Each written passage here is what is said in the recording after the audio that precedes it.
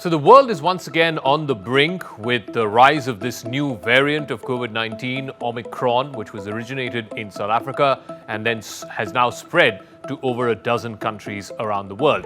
And the familiar questions are being asked. Are we back, in a sense, to March of 2020? Will there be shutdowns and lockdowns? Has the world learned any lessons from what we saw in the first and the second waves? How dangerous is Omicron?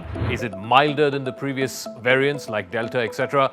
Or is it something that we need to be particularly concerned about? Now, while the medical questions, and there are a lot of avenues where you can get answers to your medical questions, those are best left to the doctors, to the scientists, to the epidemiologists.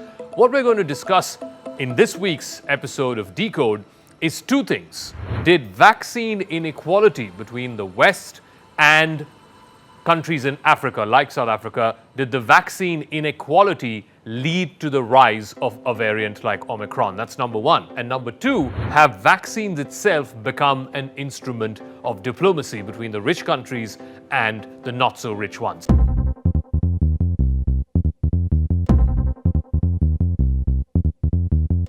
Let's answer the first question. Now, thanks to some tremendous work done by South African scientists and the South African Health Ministry, they were able to very quickly identify the Omicron variant. Now, the reason why they were able to identify this is because they've invested a lot in the scientific technology and the capability to do this genome sequencing. And as they were doing the genome sequencing, they figured that the S mutation was missing in this particular variant. And as responsible citizens, as responsible scientists, they came out and addressed the world and told the world that, look, here is a new variant, the world needs to pay attention to it. Now, this is good work. This is work that should be rewarded. Instead, what did the rest of the world do?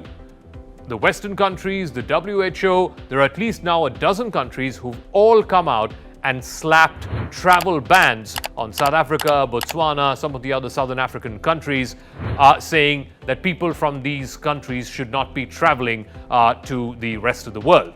So much so, the South African president, Cyril Ramaphosa, came out and addressed the press this week and said, "We are deeply disappointed by the decision of several countries to prohibit travel from a number of Southern African countries, including our own, following the identification of the Omicron variant. This is a clear and completely unjustified departure from the commitment that many of these countries made at the meeting of the G20 countries in Rome last month."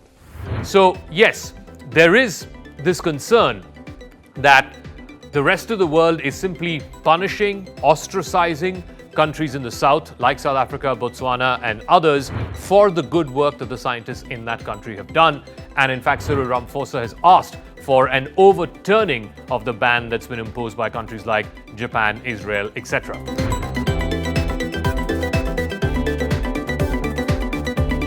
Now, the other interesting aspect is that because of this variance, what we have seen over the last year and a half is that a bulk of the vaccines have been amassed by either wealthy countries like the US and UK or countries like India and China, where a large proportion of these vaccines are manufactured. Obviously, India and China have huge populations to take care of, so the priority is going to be to vaccinate their populations before it is exported.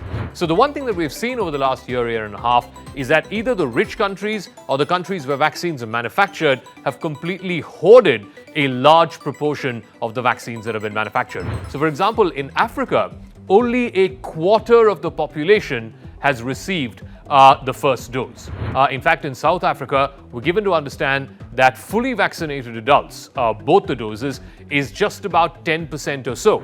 In fact, in Southern Africa, only a quarter of health and frontline workers, doctors, paramedics, etc., only 25% of them have been vaccinated so far. So yes, while there is still research going on to find out whether there's a connection between large swathes of unvaccinated people and the possibility of a variant, there seems to be initial medical indications to suggest that yes, there is a connection between a large population of unvaccinated people and the emergence of a new variant. So yes, countries in Africa are crying hoarse that there is absolute inequity when it comes to vaccine distribution.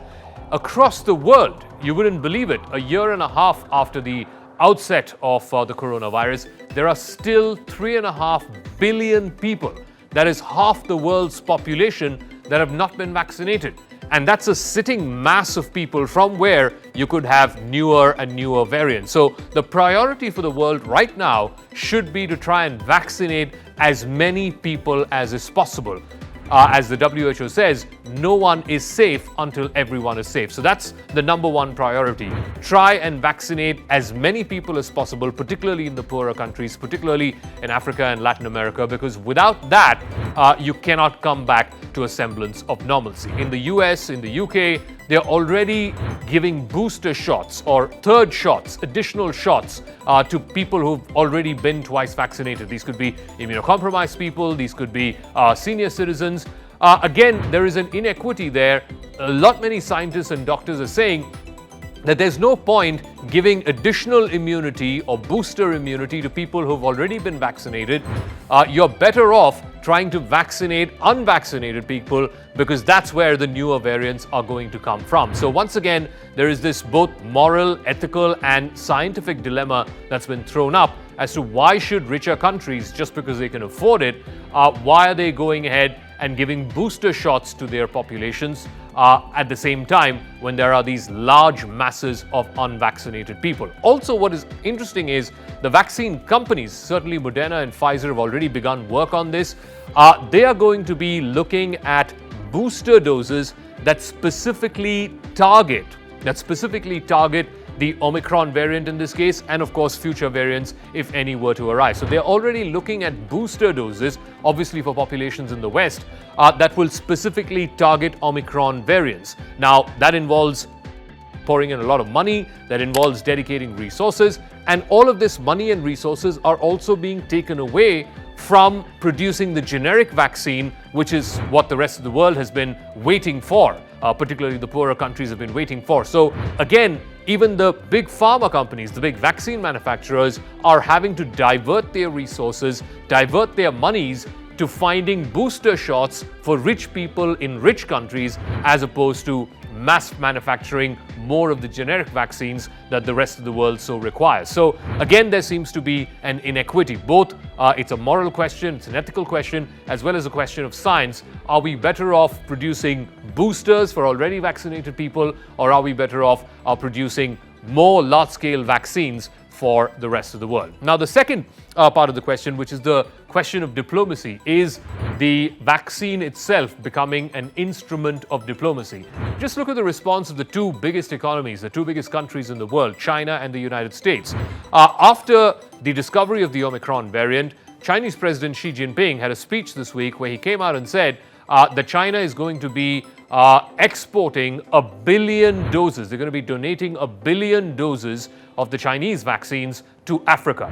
Now, the question that's being asked is, why didn't he think of this? Why didn't he come up with this before the discovery of the Omicron variant? In fact, China has been exporting its vaccines to many countries, but not so much to Africa. Suddenly, now for Xi Jinping to wake up and say that they're going to be donating 1 billion doses, that again raises the question of inequity. Why wasn't this done earlier? It's not like the world did not know that there has to be some amount of equivalence when it comes to vaccine distribution.